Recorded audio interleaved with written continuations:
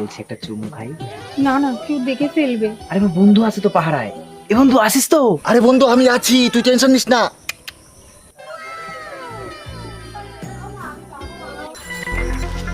এই কে রে ওখানে? বাবা,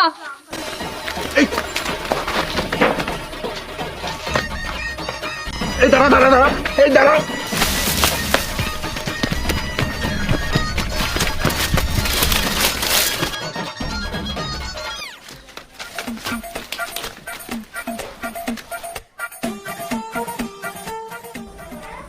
আমি তো চলে এলাম, কিন্তু আমার বন্ধু ওরে মনে হয় মারবে রে।